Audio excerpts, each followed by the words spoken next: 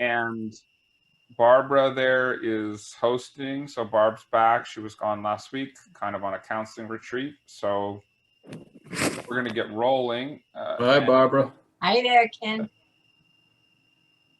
And I think we have a group of people that are together, which is those are the people that if you're looking at that weird looking elongated face, that's our group of folks that are together there. So Sarah, my lovely wife and assistant, is back with me again this week. So, she gets to put up with me enough as it is, and then she has to sit and stare and listen to me again. So you can pray for her. But we have a great time doing this. So, and we're going to get after Genesis. I don't know if we will do another week after this. It will depend on what we get to. Maybe by popular demand, we'll talk to people and see if we ought to carry on with Genesis, or we may change gears and give this back to Scott. So we'll see how it goes. We're getting into Genesis chapter 4 tonight. And if folks notice, we have a little different audio setup. Like we have these cool little lapel mics right here. So hopefully the audio is a little better. Yeah. And then we have kind of a better camera. Maybe next week we'll get a ring light, like all the YouTubers or the podcasters or something. And we were saying, get our cool headphones. I don't know. We're trying to make it not professional, but that the technology is not a distraction. And that, I think that's our goal. That sometimes people may, well, we're not trying to make this look like a show or a podcast, but we don't want people to be like trying to see better or trying to hear better. That's our whole goal, for clarity in that sense, to remove the distractions. So I have a distraction over here.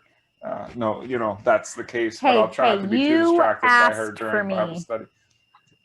All right, I'm going to ask Sarah to read, and then we're going to get after this. Once she reads, I'll remind us of some of the themes that we're thinking about, or what I want us to consider in terms of learning from Genesis and how it's connected to the story of Jesus, and what I want us to be aware of, what the story's trying to do. So go ahead, and then she's going to read out of Genesis chapter 4. She's going to read the whole chapter, and she's reading out of the NLT, but any translation will do. You can just listen if you want, or you can, of course, follow along in your book. So go ahead. Okay. So we're starting Genesis chapter 4, verse 1. And it starts off a little racy. Now Adam had sexual relations with his wife Eve, and she became pregnant. When she gave birth to Cain, she said, "With the Lord's help, I have produced a man." Later she gave birth to his brother and named him Abel. When they grew up, Abel became a shepherd, while Cain cultivated the ground. When it was time for the harvest, Cain presented some of his crops as a gift to the Lord. Abel also brought a gift, the best of the firstborn lambs from his flock. The Lord accepted Abel and his gift, but he did not accept Cain and his gift. This made Cain very angry, and he looked dejected. "Why are you so angry?" the Lord asked Cain. "Why do you look so dejected? You will be accepted if you do what is right, but if you refuse to do what is right, then watch out. Sin is crouching at the door, eager to control you, but you must subdue it and be its master." One day, Cain suggested to his brother, "Let's go out into the field." And while they were in the field, Cain attacked his brother Abel and killed him. Afterward, the Lord asked Cain, "Where is your brother? Where is Abel?" "I don't know," Cain responded. "Am I my brother's guardian?" But the Lord said, "What have you done? Listen, your brother's blood cries out to me from the ground. Now you are cursed and banished from the ground, which has swallowed your brother's blood. No longer will the ground yield good crops for you, no matter how hard you work. From now on, you will be a homeless wanderer on the earth." Cain replied to the Lord, "My punishment is too great for me to bear. You have banished me from the land and from your presence. You have made me a homeless wanderer. Anyone who finds me will kill me." The Lord replied, "No, for I will give a sevenfold punishment to anyone who kills you." Then the Lord put a mark on Cain to warn anyone who might try to kill him. So Cain left the Lord's presence and settled in the land of Nod, east of Eden. Cain had sexual relations with his wife, and she became pregnant and gave birth to Enoch. Then Cain founded a city, which he named Enoch after his son. Enoch had a son named Irad. Irad became the father of Mehujael. Mehujael became the father of Methuselah. Methuselah became the father of Lamech. Lamech married 2 women. The first was named Ada, and the second was Zillah. Ada gave birth to Jabal, who was the first of those who raised livestock and live in tents. His brother's name was Jubal, the first of all who play the harp and flute.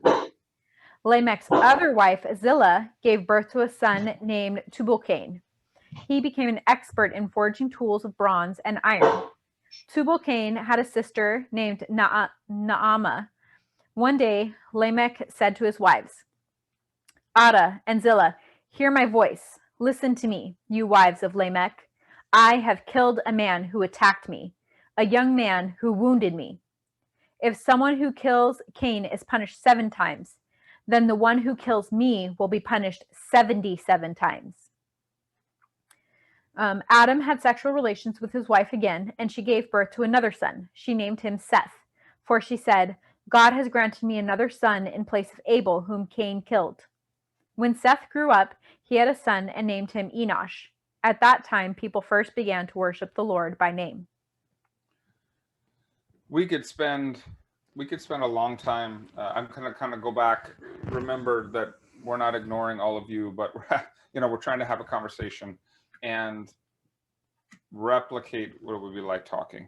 So of course I'll go back and forth, but that's what we're really trying to do. And remember that we could spend weeks on Genesis 1 through 4, Genesis 1 through 12, and if we ever have a chance and we do it together, we will have more intense study times where we'll really get down to this, because there's so much, and we're only just scratching the surface in terms of what we need to do to unpack Genesis. And that's why we'll continue. Maybe there's still questions, maybe there's unresolved issues, and even in this chapter, there's so much that this story is just exploding, and there's a lot to discover about God and about Jesus and about us.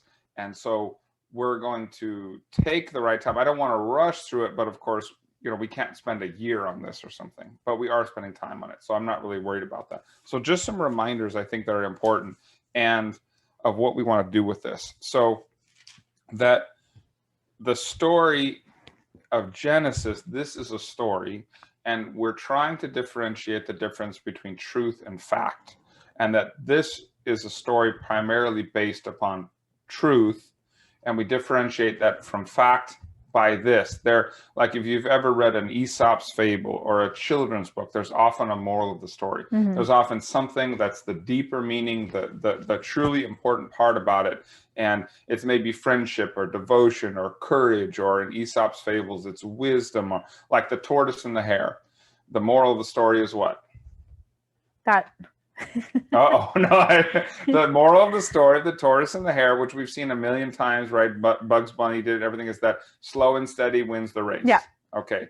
And that, like the hare is arrogant and overconfident and thinks it's a no-brainer. They can beat the turtle, and he's relaxed and he's lazy, and he could win easily, but he kind of, screws around and he ends up losing. And the turtle just is steady the whole time. Mm-hmm. So Aesop's fables is nobody would think that's a factual story, but the moral of the story, or the deeper meaning, or what I call, it's a true story because it has this idea that slow and steady wins the race. Okay. Now there's many different other examples. We used the example last week of Alice in Wonderland.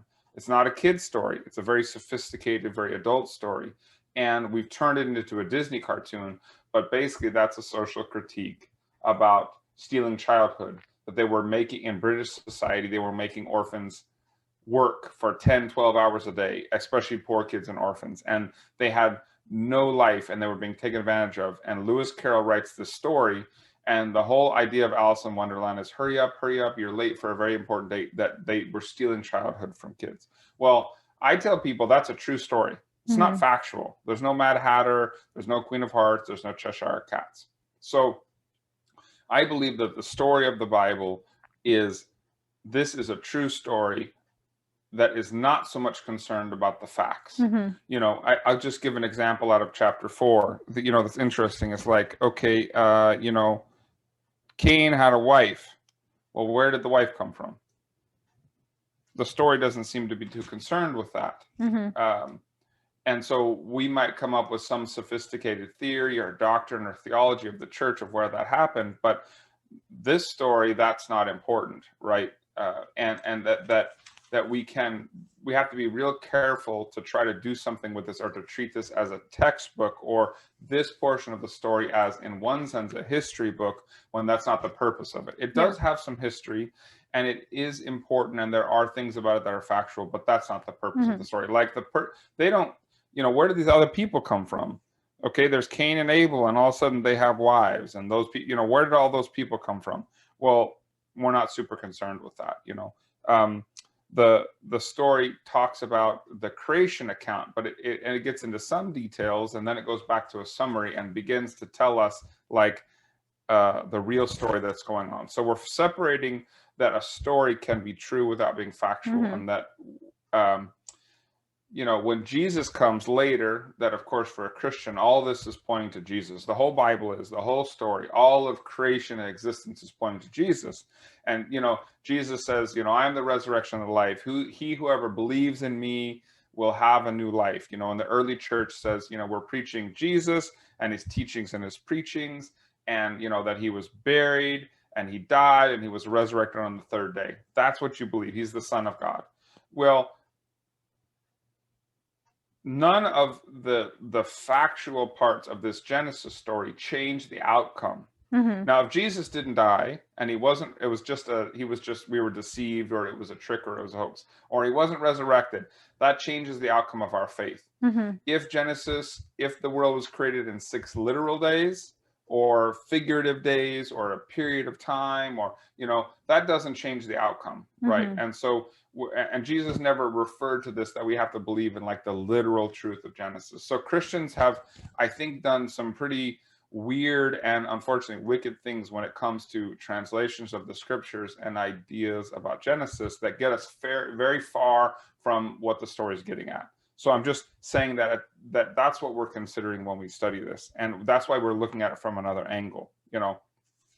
That we're learning about God. This is a story about God. Well, okay, how do we figure out who God is? So not even from chapter 4, but you don't have to go back to this, but it's interesting that we learn that God creates, and we learn a little bit about the process of creation. And then we get, he sits back and he looks at it, he's like, man, that's good. And then he's like, wow, I made people. That's really good. And then he kicked back and relaxed and rested. I think we learn a lot more about God from those parts of the story than we did in thinking about God is all powerful, and God is all knowing, and God is omniscient, and God is omnipotent. Well, that's not really what the story is about. I mean, that's a part of the story, and it's true, but that's not the thrust, right? You kind of get the fact that God is interested in something beautiful and something good, and he's interested in relationship with people. And after working hard, he would like to sit back and relax, and he likes to walk with Adam and Eve in the garden. Well, those other things about God might be true, but they're not as important. The storyteller here wants us to learn deeper truths and realities about God than pure facts. And what we do in Western society and Western culture, in our rational, empiricist kind of fact-based world, is we learn about God in categories.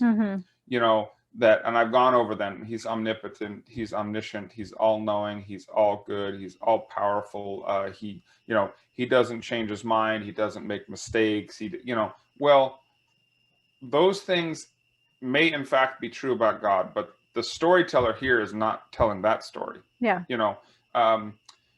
If we fast forward to the New Testament and we learn, Jesus talks about God, and he's saying, well, he knows the number of hairs on your head, or, not a sparrow falls to the ground that God doesn't know about it.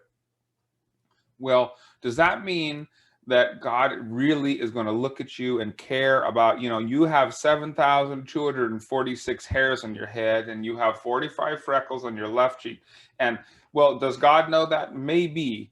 but that's not the point that's being gotten across. Okay, it's kind of like if I said to you, you know, I have two daughters. I have two daughters. We have two daughters. You okay? do? Believe it or not, we have Abigail and Madeline, and I'm like, you know, I love Abigail so much. You know, I know the sound of her breathing, and I could pick it out of 1,000 kids, and you know, I know exactly where every freckle is on her body because you know, bathed her and changed her diapers and taken care of her. Well, all that means is, you know what, I really love her a lot. Mm-hmm. You know, like I notice when something happens, you know, it that conveys a father's love rather than I have some perfect or without error view of my daughter or something. It's And just that she's important enough for you to yeah, pay attention it's to the yeah, little things about her. and so for the Western mind, like American Christians, we talk about God in categories. He's this, he's this, he's this. The Hebrew mind talks about God in characteristics. Mm-hmm. God is long suffering. God is loyal. Mm-hmm. God is gracious. God is kind. You know, God brought us out of Egypt. Mm-hmm. You know, God saved us. God did miracles. Right? It's like a much It's more relational. it's a relational reality rather than a categorical description, or an academic reality. Mm-hmm. You know, and so that's a big way I think that this story is helping us transform how we think about God. And if we could just learn that, plus we learn that, and that's wonderful, and we can all, you know, different traditions and people have different ideas and they may disagree with a few things. Some people think that Genesis, the world was created in 6 literal 24-hour periods, but I don't. Mm-hmm. Well, that's okay. I don't need to. That disagreement is no big deal because it doesn't change who God is. It doesn't change that God created and He loved us. You know, those sort of things. So a way of looking at this story less dogmatically or so theologically driven is really a way of getting at unity, which is understanding, you know, who God is too. And I think those are, so the character of God versus the category of God, and what the story is trying to tell us, truth, you know, versus fact. One of the other things that, and I'm doing a little bit of a kind of a recap, but then also helping us see the story for what it is that we're looking at 2 paradoxes. A paradox is like an apparent contradiction, something that we can't quite figure out. And one is that we are drawn to and we like and we're attracted to as human beings, because this is a story about humans, right? We're attracted to beauty and truth and love and promises and light and truth and all this good stuff. We're just we like that. We're drawn to it. We're just, but yet we continually produce the opposite. Mm-hmm. We produce lies and betrayal and brokenness and war and death and, you know, ugliness and wickedness and sin and everything, you know. And Christians use words like sin to describe that situation, like why it is that we continue to produce that, you know. And so that's a paradox, because why is it that what we naturally are drawn to, we produce the opposite, you know, like we like life, but we produce death. Mm-hmm. And then the second paradox is that we need each other, but we can't get along with one another. Yeah. So we need each other, we can't get along. That's a quandary. Mm-hmm. This story is attempting to tell us how we got into the position we're in and then how we get out of it. You know, so this is about Paradise Lost. Side note, we can get along. Yeah. We have Paradise Lost and then Paradise Found, you know. So that this story affirms that the most real things in life are the things that you can't see. I've talked to enough people about God, and they'll say,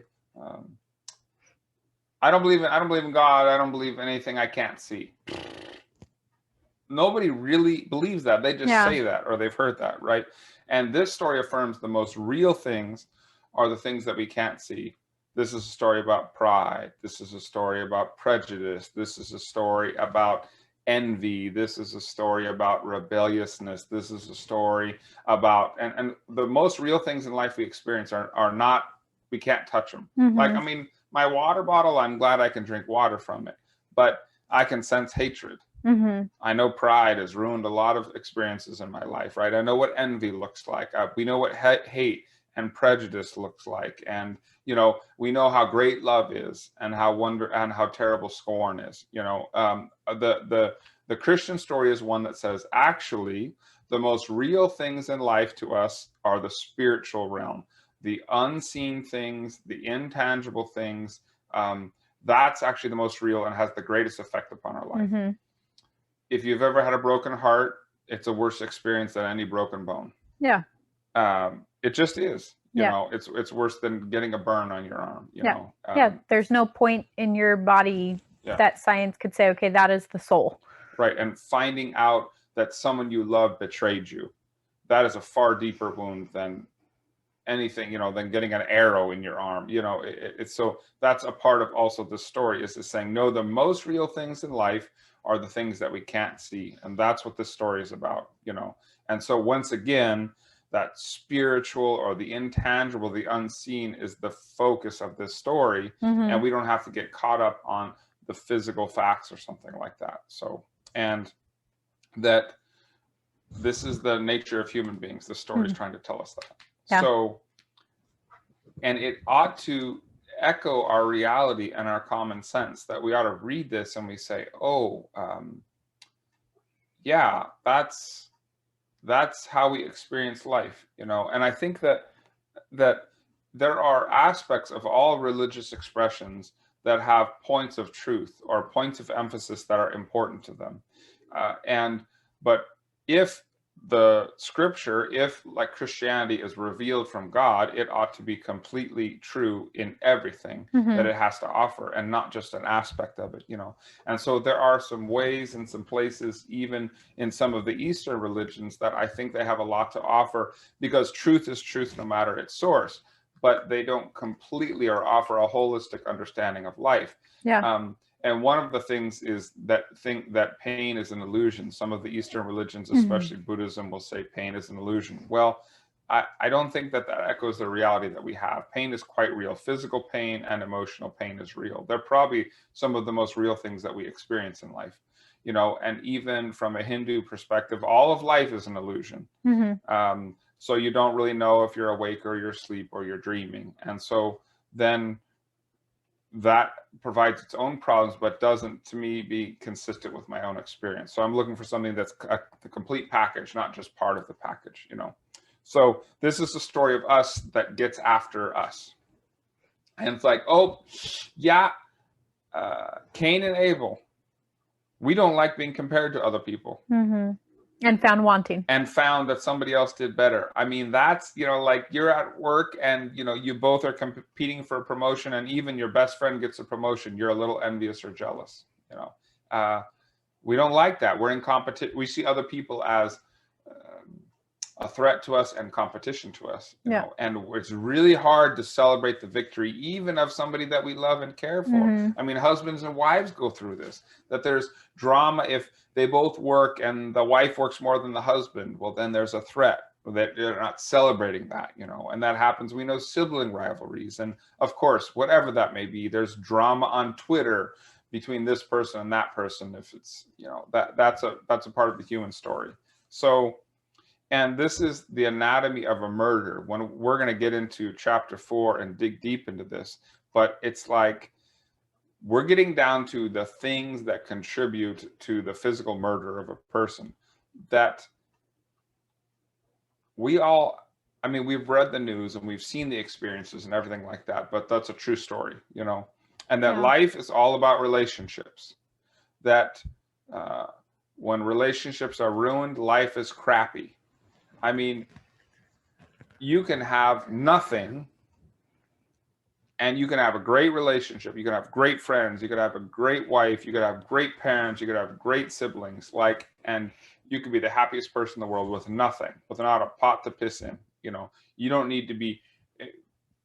That is one of the biggest lies out there, is that to be wealthy is happiness. No, to have good relationships is happiness. Yeah. And that's this story. Is like, life is all about relationships.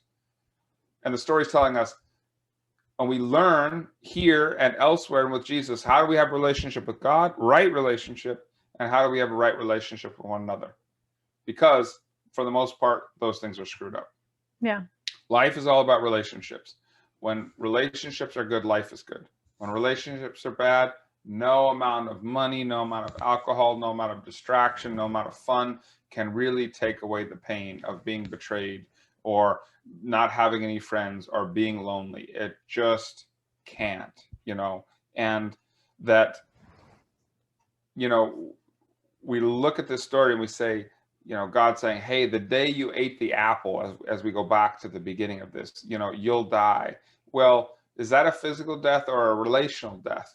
Well, they didn't physically die at that time, but the relationship was dead. Yeah. When somebody betrays you, when somebody doesn't trust you, when somebody goes behind your back, when somebody thinks you're holding out upon them, and we say that all the time, like, oh man, that relationship's dead. We'll say it's dead, it's over, it's ruined, it was lost, and that yet something can be a right relationship, and that we're getting ahead of ourselves in the story, or I'm getting ahead of myself in the story.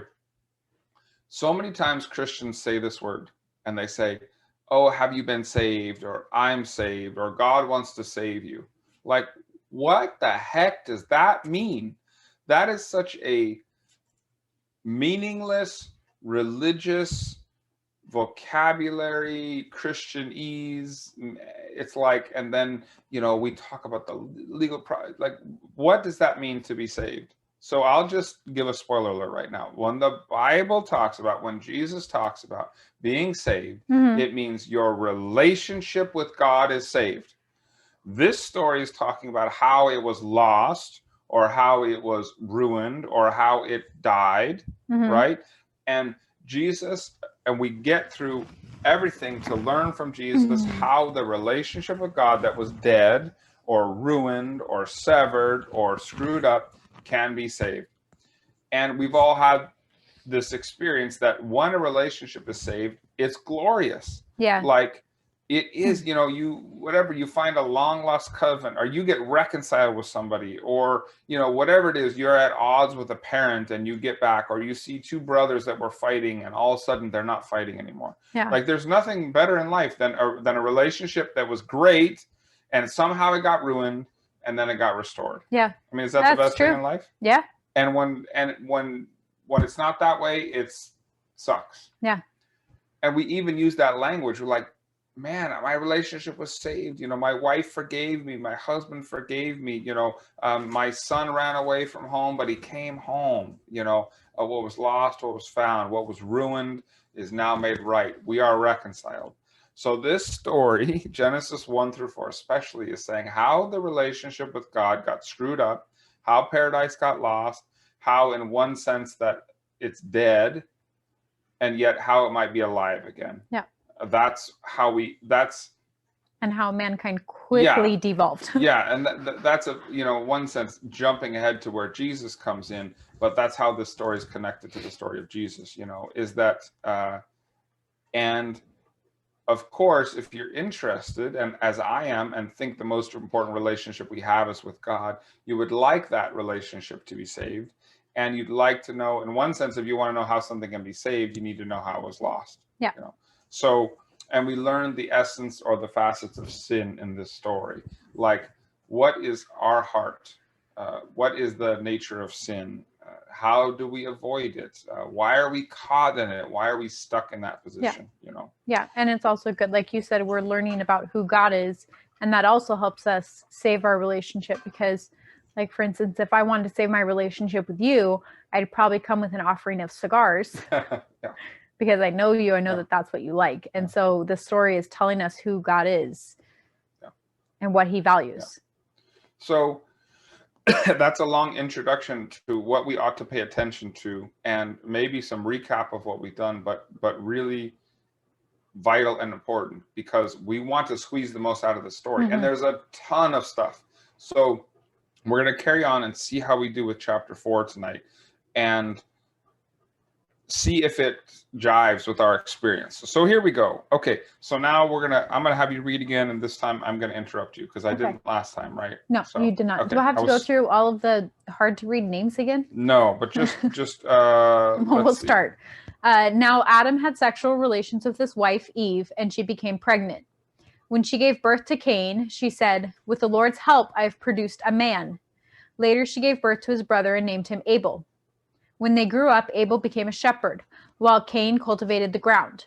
When it was time for harvest, Cain presented some of his crops as a gift to the Lord.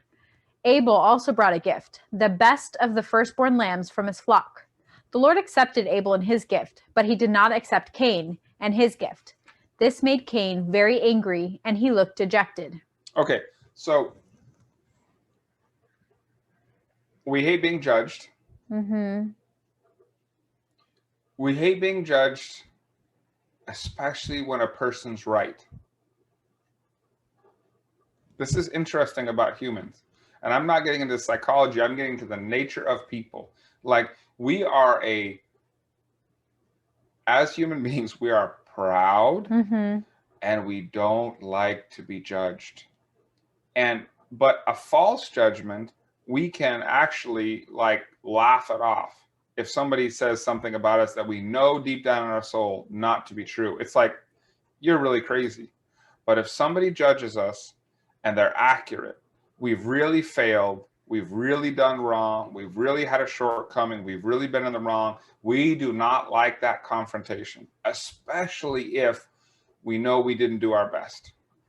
And so I feel that story, that what wells up inside of me when I get criticized, especially if I know I'm guilty or I'm wrong. Yeah. Because I know people have said things about me before, and I'm like, I mean, maybe you're just angry, or you're wrong, or you're seeing things, but my spirit is one that if you nail it, and you nailed me, and especially if I was half-assing something, or I wasn't really up to, it's like, man, I really don't, because what it adds is it adds criticism and judgment onto an already poor performance. And it's like, I'm falling apart.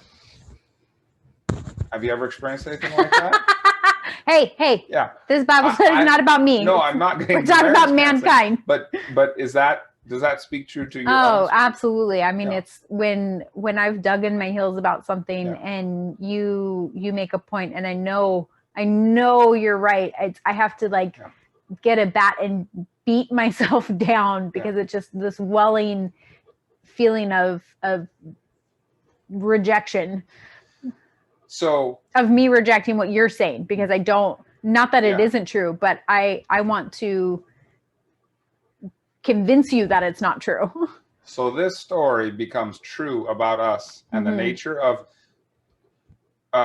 sin is a word, it's a religious word, but what the Bible means by sin is anything that destroys relationships. Sometimes people think Christians are killjoys because they don't want you to do anything. Being a Christian is about having a big list of things that you don't do, and it basically boils down to you don't have any fun, and you judge anybody who does have fun. Well, that's not really, that's a very poor imitation of what's going on. Sin is what destroys relationships. The 10 Commandments, which maybe some point we'll get to, maybe we won't, boils down to two things: how to have a good relationship with God, and how to have a good relationship with each other. Yeah. Okay. And there are some things that you ought not to do. And ready for them? These are really cosmic killjoys, and it's kind of like if you're giving somebody relationship advice, and I'll say, I'll just say, hey, you know what? If you want to have a good relationship with your friend, don't lie about them and make up false things about them, and like send them to court. Don't pretend that they did something that they didn't. Oh, okay. That's unreasonable. Yeah. If you're married to them, don't cheat on them. Don't lie to them. Okay. Don't steal from them. Don't betray them.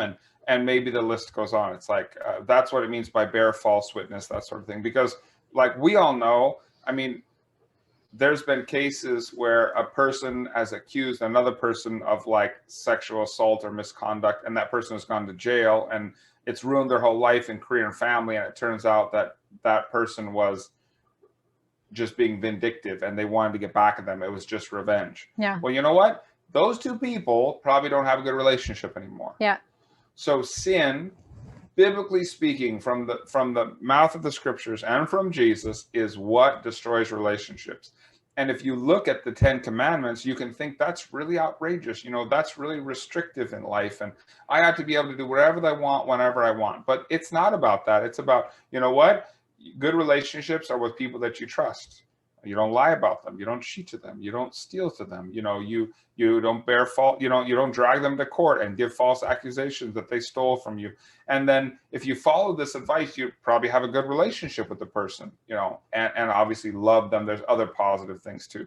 But Christians have boiled down that down to like a whole bunch of rules and regulations and thou shalt not that we make up.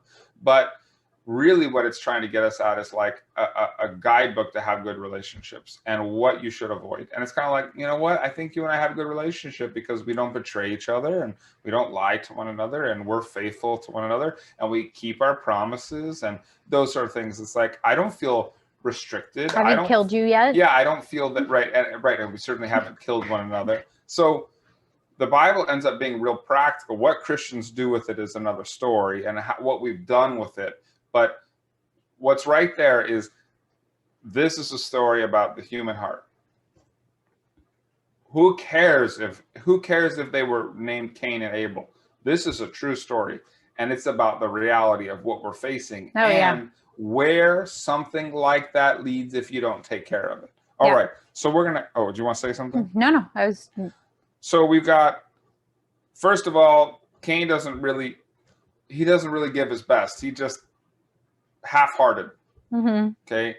And then Abel, his younger brother, Abel does his best. He gives the best stuff, right? And then the Lord accepted Abel, but he didn't accept Cain. And Cain is angry, he's jealous, he's envy, all sorts of bad stuff cooks, and he's angry, and he looks, and we all know that. Okay, so we're spiraling downwards. Okay, and then there's a chance to change. Why do you look so angry? The Lord asked Cain. Why do you look so dejected? You will be accepted if you do what is right, but if you refuse to do what is right, watch out.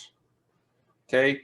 Sin is crouching at your door, eager to control you, but you must subdue it and be its master.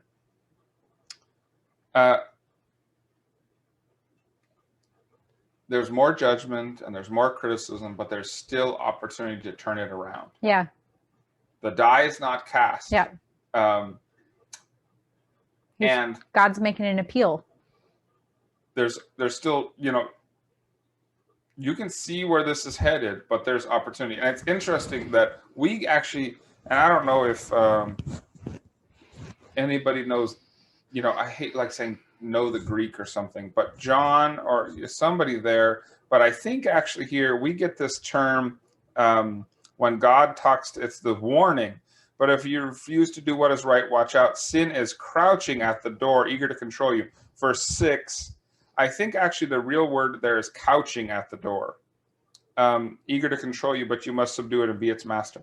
First of all, it means we have control over ourselves. It's not like the devil made me do it. Or we are ultimately responsible even for things that make us angry, even for things that are infuriating us, even for our little brother that's a pain in the butt and does better than us. We still are the masters and responsible.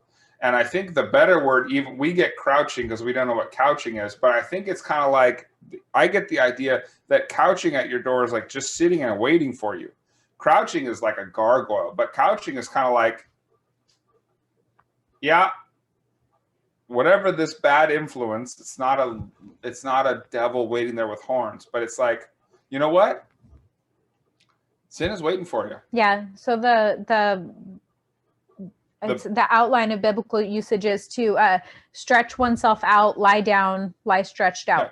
So actually, crouching is not the right word. It's couching, which is interesting, seems strange. But the best image I can say, because this is a story about imagery, is like God is saying to Cain, you got to turn things around. There's a chance you're responsible. I don't care if you're angry. I don't care if you've been judged. You haven't gone too far. There's time to turn it around. But sin, this thing that is part of our nature that makes us want to destroy relationships and go the wrong direction, is waiting for us. Yeah. But we still have control over it.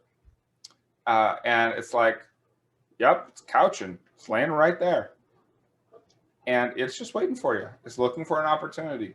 But you decide. You can get rid of it. You can toss that couch to the curb. You can go out the back door. You can go out the roof. You can avoid it. But it's up to you. And we all do reach points in this that we want to claim that we're not responsible and somebody else is to blame, but we are ultimately responsible for that. And we know we have made decisions that have messed things up and that we could have made a different decision, but we're heading in a particular direction. And so it's eager to control you. Yeah, it is. Yourself, your selfishness, you're wanting to put me first and those sort of things. It is eager to control you because it does seem as if we have an adversary and an enemy, that there are a lot of unseen maybe forces and pulls and temptations that want broken relationships, that want us to not to know God, that want us to not know our purpose and to live fulfilled lives and to be at peace with one another, and that want to destroy whatever that is. It does seem as if that it's almost like somebody's waiting and wanting us to fail. And like there were stories about this last year when we had so many riots with like these these anarchist groups and everything, that somebody would deliver a pallet of bricks when they knew there was going to be a demonstration or a protest. And it's like, nobody knows who, nobody knows how they got there. But all of a sudden, there's just a pallet of bricks that is fanning the flames of already angry people. Well, that's kind of like what it is. Like, boy, don't go down that street, because then you're going to grab a brick and keep going. Like head the other direction, back away, stop, and opportunities. Yeah. And so, well, and that's exactly what Adam and Eve did in the chapter before that. Is they sinned and then they didn't take responsibility for it. Yeah. They blamed or tried to say it wasn't their fault. It was something else that overtook them. Yeah, and I think there's there continues to be. God continues to offer grace. It's interesting here that Cain is not condemned for having bad thoughts. He's not condemned for having a bad attitude. But God doesn't kick him out. He doesn't zap him. He doesn't strike him with lightning, right? That he's still given an opportunity to turn it around. Yeah. And that's good news for us, because it's like that is the type of relationship God wants to happen with us. Is like, hey, can I call you back? Can you turn it around? Will you change? I'm making an appeal to you. Do some self-reflection. Examine yourself. Like, don't continue down this path. Yeah. And we've all seen that happen with people that we wish we could get through them. Like, hey, pay attention to me. Listen to me. It doesn't have to go this way. It doesn't have to be this way. Things can be different. Yeah. There are a lot of times that I am glad I'm not judged on my initial reaction. Yeah, that we're not just like the things that we think in our head all the time, even though Jesus does claim ultimately that, to be Lord of our thoughts and want to even transform that and give us power over that. Yeah. But we are not just summarily condemned, because we can recover from those things, and that even though those are probably the most real things, but we still need to master our actions regardless of how we feel, and our decision and our will is more powerful. I think so often the explanation from psychology is your past is more powerful than your present or your future, and what happened to you determines its fate and its destiny. If you had a bad childhood, you're going to have a bad life. If you were abused, you're going to abuse somebody else. If you are a part of a broken relationship, you're going to be in a broken relationship. That we are a product, all of what has happened to us, and it's all determined by all the various factors, and we're ultimately not responsible. That somebody else is to blame, really. And that's just not the story of the scriptures, that you can have a bad childhood and you can have a great life, that you could be, your parents could have been divorced, but you don't have to be divorced. And maybe you came from a house where there was no education. Yeah. You can get education, That is the gift of redemption. Yeah, you're not just a victim of your circumstance. That the Christian story is the opposite of the story of psychology, which is your future is more powerful than your past. The story of psychology that we feed to people is that your past determines your present and your future. So your past is the most important thing. Not so with a Christian story. Mm-hmm. And that's even right here in this story.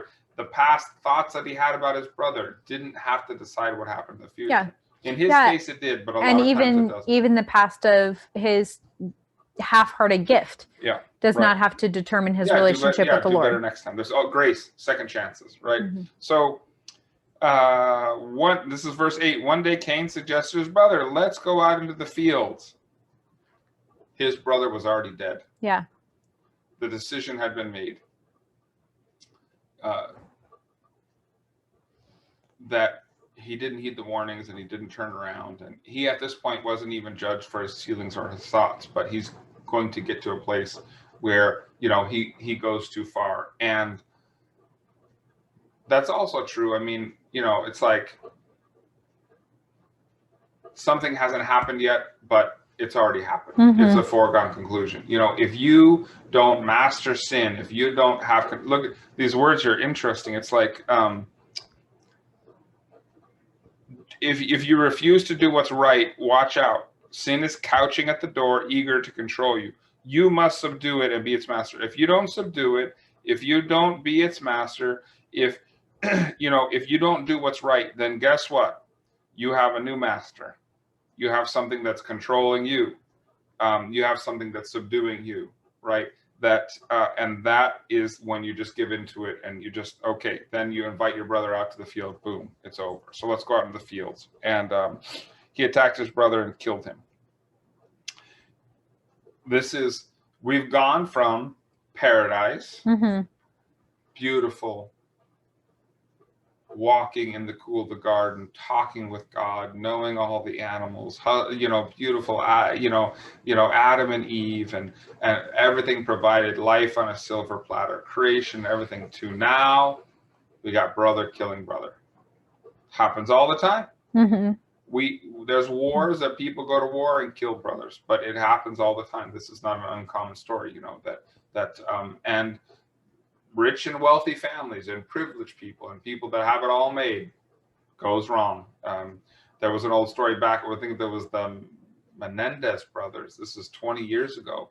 Rich, wealthy kids who wanted to get their inheritance faster, and so they killed their parents mm-hmm. because, they wanted to get their money. They couldn't even wait. So they had life just in capital letters. So the Lord says, what have you done? Your brother's blood cries out from the ground. And then even before that, Cain says, I don't know. Am I my brother's guardian? I mean, still. God gives him a chance. Obviously, God already knows. Yeah. But he gives him a chance and says, hey, where's your brother? Yeah.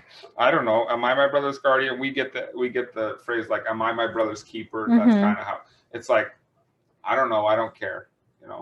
And one of the things you get in this too is that there's this cold callousness. And whether or not Cain in this case physically killed Abel, but you can kill somebody in your mind. They can be dead to you. Mm-hmm. Oh, I know that. Yeah. I mean, and we say that as a joke, but it's really true. There is people that you've killed in your mind and your heart and your soul and your spirit, and they're dead to you, or you're dead to them. It's over. Yeah. And that's the reality of life too, that one of the reasons why that when Jesus comes onto the scene and he transforms and he says, hey, I'm master of even what your thoughts are. You can't just kill somebody in your mind and say, you know what? I don't like my brother. He's a jerk. He did better than I did, and I'm never going to speak to him again. Well, that's a murder of sorts. Or that's why Jesus is so, and God is so down on gossip. We think about, wait, what harm is gossip? Well, it's kind of murdering somebody's reputation mm-hmm. while they're gone, tearing them down, saying bad things. That's why that is taken seriously. Gossip is taken as seriously by Jesus as in the same list of murderers. Mm-hmm. Well, why? You're thinking, wait a minute. That guy who's in prison, that murderer, he's a lot worse than I am. Wait a minute, you gossip. Well, yeah, because you can kill somebody's relationships with gossip. Because it's a relational truth. There's physical truth and there's relational truth. And so it's just as bad in God's eyes to gossip because of what that does to a person. And then it says, boy, I'm in the same boat as a murderer because I need to be forgiven and I need my relationship with God saved and I need my relationship with other people saved. And there's no hierarchy of sin or ruined relationships. We're all in the same boat. We don't get to be as Christians better than anybody else. Mm-hmm. We just are people who know who Jesus is and have a relationship with God and can do our job of helping other people connect to that relationship. So murder can be a variety of things. It can be gossip, character assassination, lies, bringing someone up in court, whatever it may be, or physical murder. So what have you done? Your brother's blood cries out to me from the ground. You are cursed and banished. no longer will the ground yield crops for you. You know, you'll be a homeless wanderer. It's interesting. And then Cain, this is verse 13. Cain replies, my punishment, this is why my punishment is too great. I mean, God doesn't zap him. God doesn't kill him. This is not an eye for an eye or tooth for a tooth. The punishment doesn't fit the crime. Mm-hmm. And now Cain is whining and complaining. To me, you have to use your imagination into the story. But it's like, my punishment is too great for me to bear. You have banished me from the land in your presence. You have made me a homeless wanderer. Anyone who will find me will kill me.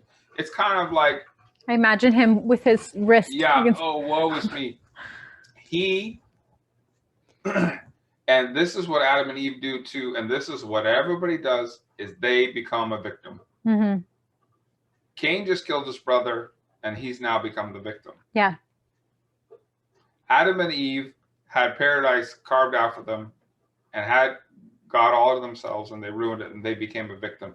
That Adam was a victim of God and his wife, and Eve was a victim of the circumstance. And it's like, that is who we are. Do we immediately point the finger?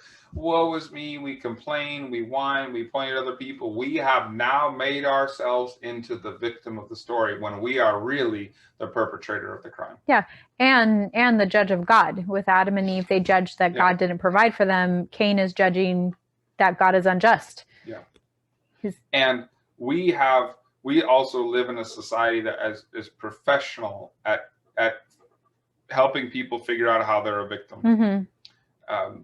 It used to be 20, 30 years ago, if you looked at a billboard or you watched television, it was like you would see, how to go to truck driving school and earn extra money, or, get this credential, or learn how to be a plumber, or whatever it is. But now every commercial on TV and every billboard is, you know what, you probably are a victim somehow. Maybe you walked by and, asbestos sprinkled onto your shoe and it evaporated, and then you tripped and you fell and there's somebody you can sue. Or, there's a class action lawsuit, or you were injured in an accident, or you were rear-ended, or, there is billboard. I just drove down the freeway the other day, and there's 7 billboards about big advertisement, who you can sue because you've been wronged and you're a victim. And this is a part of, I think, the big duping of buying into too much of what psychology has to offer, is that it basically turns everybody into a victim. Even people that have committed great crimes. Oh, you're a victim. In fact, I taught a class at a school of psychology on morals and ethics, and people there believed that Hitler was a victim of abuse, and that's why he ended up doing terrible things. I mean, and that's no joke. They said, well, he obviously was a victim of trauma or drama. Somebody did something to him, and that's why he ended up doing terrible things.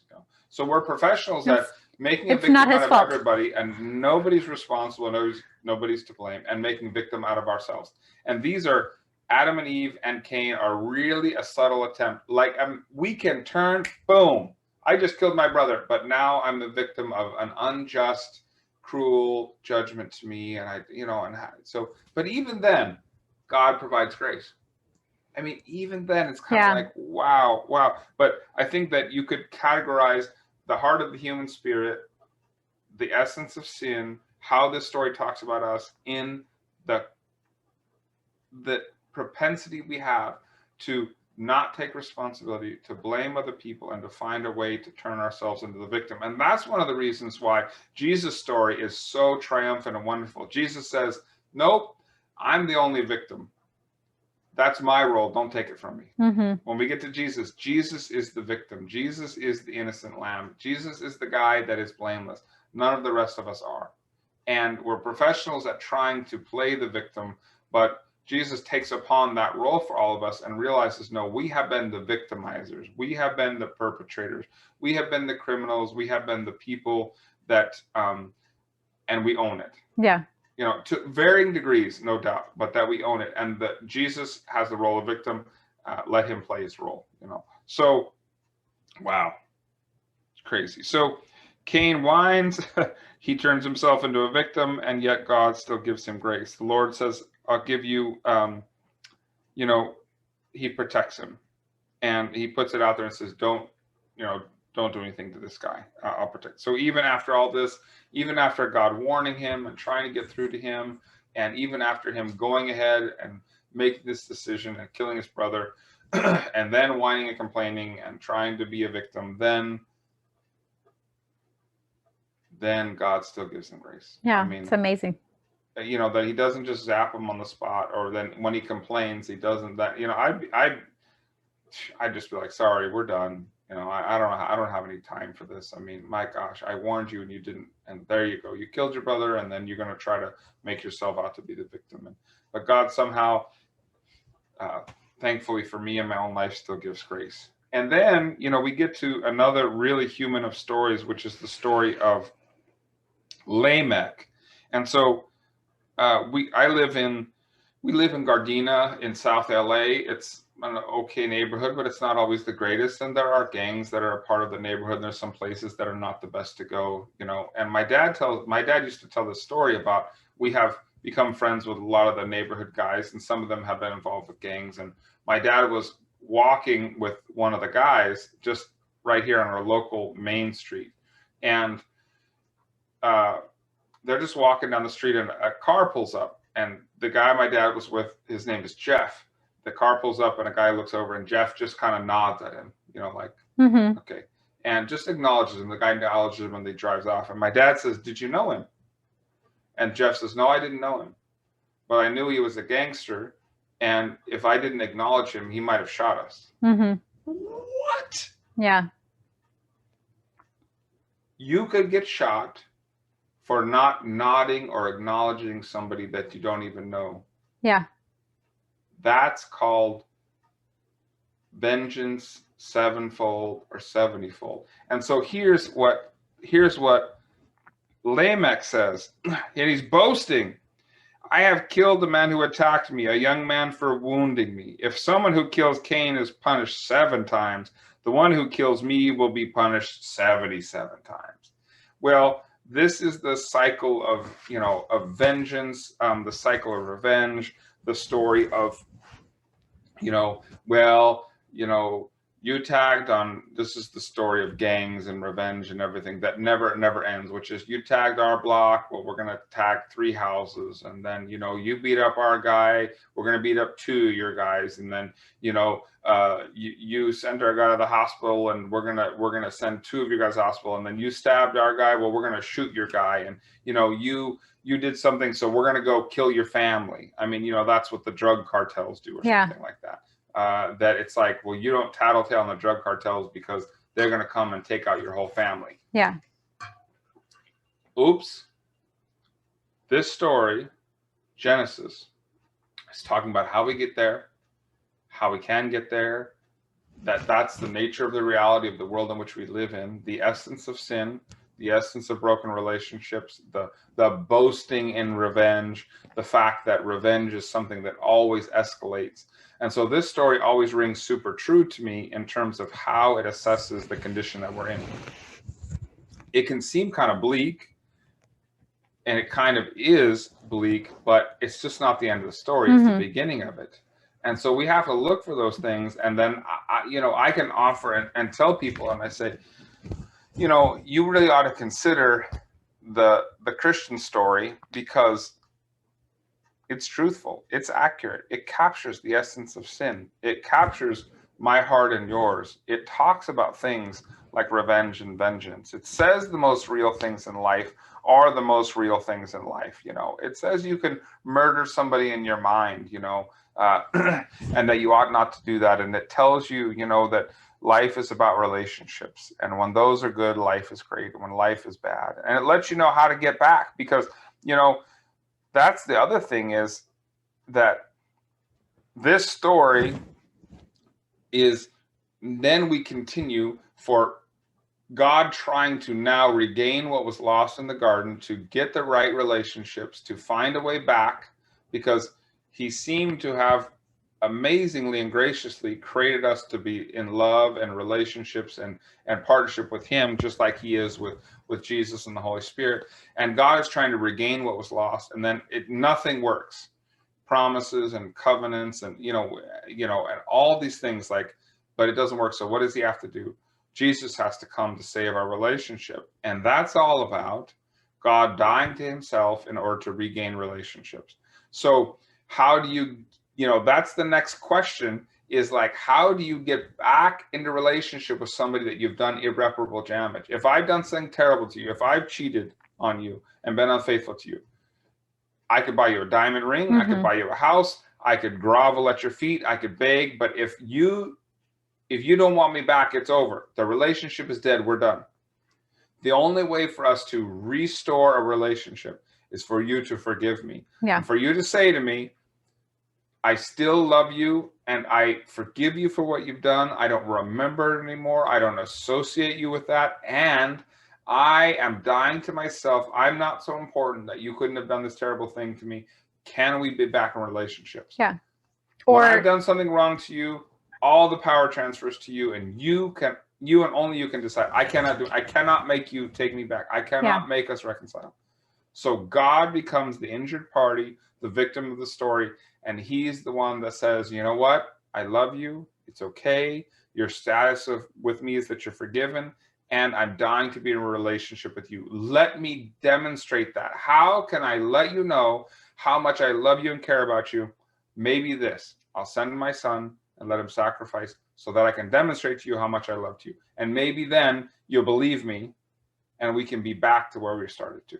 And that's where this story is letting us know why we need that from God and how God is accomplishing that through Jesus. This is just the beginning. So who knows? We may continue this story in Genesis. We may carry on and jump back to Jesus and go back and forth. But I hope, now I'll just say I hope for all of us that are, together and working on this, that we're beginning to understand who God is better, to understand the truth of the story of the gospel, and to realize that what is the story telling us, and what does it let us know about who God is and who Jesus is ultimately. And these are essential things because, of course, it's all about worldview and perspective. If you don't think, oh, well, I'm not that bad and I haven't done anything and I don't need to be forgiven and my heart is pretty good and I don't have the capacity for, vengeance and spite and pride and, and you kind of think, oh, people are really naturally good. But I don't think that's the testimony of me and, history and life as we know it. And so this is kind of what we call Christian essentials, or the Genesis story, and learning about that. And I think for me, it frees me up to say, oh, okay, yeah, like this makes sense. This resonates with my own experience. And then this is opening up the way into figuring out who Jesus is and what's our relationship to him, and what does he have to do with the story anyway? Like, what the heck? I mean, it can seem very disconnected from the very beginning. So I hope you'll carry on with us, everyone that's here. If you have any questions, you can give them right now, or we can talk about them later. And we want to do a study. We think that your relationship with God is the most important relationship out there. I think the most simple definition of a Christian is someone who's living for Jesus, not someone who believes in God intellectually or goes to church, but somebody who is living for Jesus. That's the definition of a Christian. And that we always invite people, we say, hey, get this sorted out. This is the most important question in life, what your relationship is to God and Jesus and who they are. Prioritize that. And so, and that's what Jesus did to people. He said, right, come and follow me, be a disciple, a student follower. And so we definitely are in the business of answering questions and telling people about who Jesus and who God is and what that means. And so if you want to pursue that more, carry on with us through the year, make a commitment. We'll come and do a Bible study with you. Like this is, obviously the thing that we're attempting to live for and be a part of, and think that there's good answers, that it's not just like blind faith or just believe, or but we can overcome all the objections and all the struggles and all the difficulties, and then come out on the other side saying, the story is true and it's worth paying attention to and giving your life to, and figuring out if we sacrifice a lot of things in our life. So if you stop and say, okay, I'm going to make this a priority. I'm going to learn who Jesus is. I'm going to learn what the Bible says. I'm going to learn what my relationship to God is, about my own heart and my own selfishness, and what the heck sin means, and what does it mean to be saved. And you find out that God is God and Jesus is Jesus and the story is true, and that's your meaning and purpose for life. It's like anything that you sacrifice will be worth it.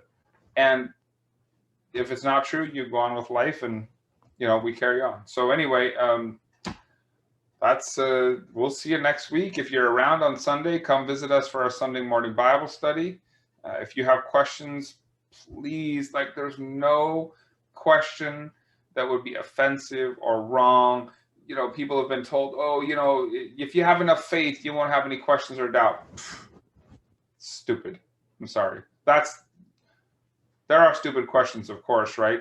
There's no doubt about that. We've all heard them. So whoever says there's no stupid questions, no. But there's no question that's offensive. There's no question that means you don't have faith, or how dare you?